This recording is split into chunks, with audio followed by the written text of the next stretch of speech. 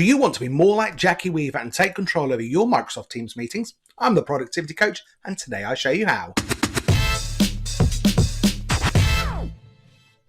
Hi, I'm Stuart Riddell, the Productivity Coach, and I'm a modern work customer success manager at Microsoft. Now, if you haven't seen the social media craze, which is the Handforth Parish Council Zoom meeting, which went out of control, then you are missing out. You need to go and check that out. But let's just take a quick look at some of the problems in their meeting.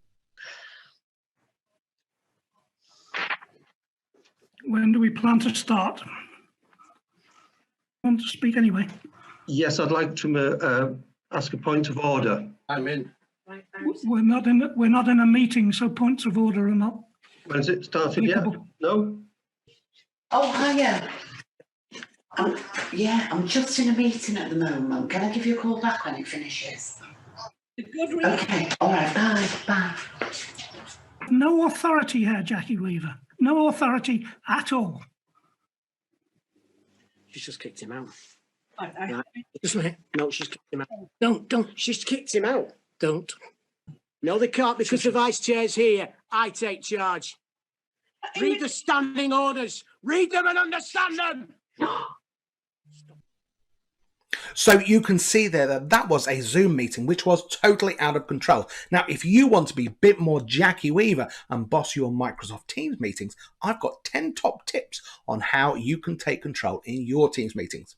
Number one is control who can enter. Now, you've got the lobby settings, and that allows you to have really fine control over who can come into your meeting without needing to get permission.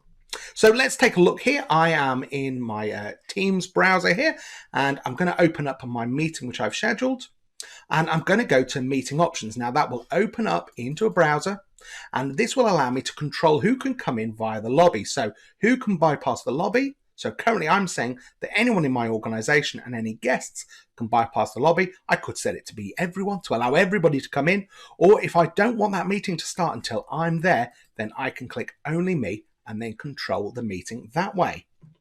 Number two is control who can present. So presenters have huge powers within a Microsoft Teams meeting. They can mute other people, they can present content, they can kick people out, and they can admit people from the lobby, and they see who's waiting in the lobby. So take control over that meeting and make sure that you only give people presenter rights if they really need it. So this is accessible from the same place again. We can see here I'm in the meeting options and it says who can present, and currently I've got that set to everyone. Now I could just say people in my organization, I could pick specific people who are in the meeting, or again I could set it to just be for me. And I'm going to click save there, and now both of those settings are available straight away. Number three is to give people those presenter permissions when they need to have it. So rather than having it for the whole meeting, just give them the presenter permissions for a portion of the meeting and then take it back again when not needed. So I'm now going to join my meeting here, and let's just mute that. There we go. We'll make sure that we're muted so we don't get any feedback. Now, when I look at them on the participant pane, I can see that they're attendees. So when it is time for Miriam to present, I can just click on the ellipsis next to her name. I can make her a presenter. She now has presenter rights. And when that time is done and she's done her presentation, I can remove that and just make her back to an attendee again, and she will no longer have those attendee rights.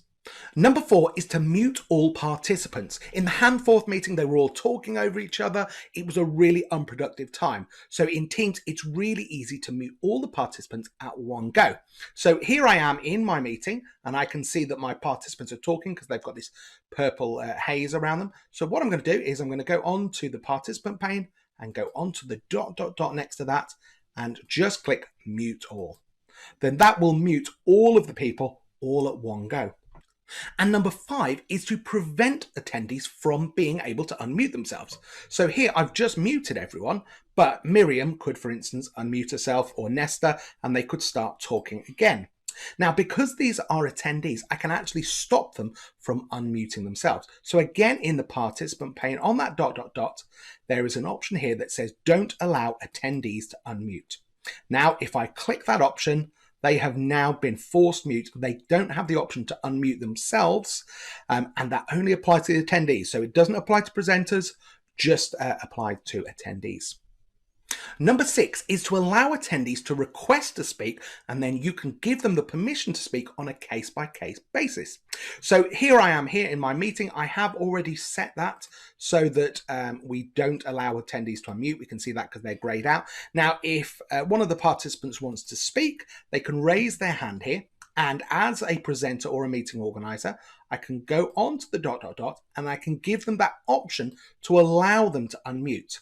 This will then now be shown to the attendee on screen, and they can unmute themselves, start to speak, and then when they're done, you can go back onto that and say, don't allow to unmute, and they will now be muted again. Number 7 is to switch off the text chat completely in your meeting. So sometimes it might be distracting if you're in an unruly parish council meeting, or if you're in an educational setting or something like that. So you can restrict the chat to be only happening during the meeting, so not before or after, but you can also switch the chat off altogether. So let's just take a look at that. So here I am in my meeting. I'm going to go on to the ... up here and do meeting options. And this is familiar to what we had on the web page earlier. And one of the options here is allow meeting chat. And this is currently enabled. Now what I can do is just click disabled. And then for everybody in the meeting, when they go to the chat, it will say that chat is turned off for that meeting. Number 8 is to remove somebody from the meeting. So if you have got somebody who is being particularly unruly and is not following the rules, it's really easy to remove them from the meeting altogether. So here I am on my meeting, and I've got a particularly unruly participant. So what I'm going to do is I'm going to go onto my participant pane here, and I'm going to remove Miriam straight from my meeting. Then all I need to do, click remove there.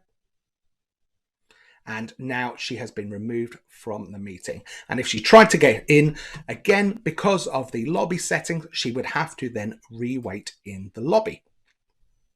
Number 9 is to remove somebody from the chat if they've left the meeting voluntarily. So here I am in my meeting. I've got my couple of participants there, and one of my participants is going to leave voluntarily. Now, the thing is here is that participant is still a member of the chat. So here they can put stuff into the chat, and they would still be able to disrupt the meeting. We can see their chat coming into that meeting. So to remove somebody from the chat altogether, I'm going to go into my Teams client, and I could look on either chat or I can access it through the calendar. So here they are here, and I can look at the participants on the side.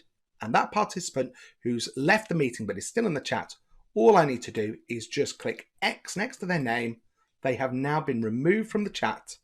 And then if they wanted to participate, they get a message saying that they can't send messages because they are not a member of the chat. And last is to finish the meeting for everyone. So if you use that little red leave button, then the meeting still carries on even if you as the meeting organizer have already left. So if you want to finish that meeting for everyone, then this is the way to do it. So here, instead of just clicking leave, I'm going to go onto the drop down here, and I'm going to end meeting. And that will end the meeting for everybody. It will kick everyone out, and that meeting won't carry on without me being in there. So those are my 10 top tips for how you can be more Jackie Weaver and take control of your Microsoft Teams meetings.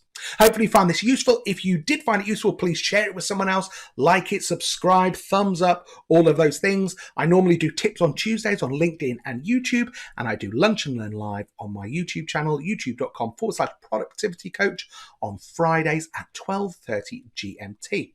So please like and subscribe, and I'll see you again on another video.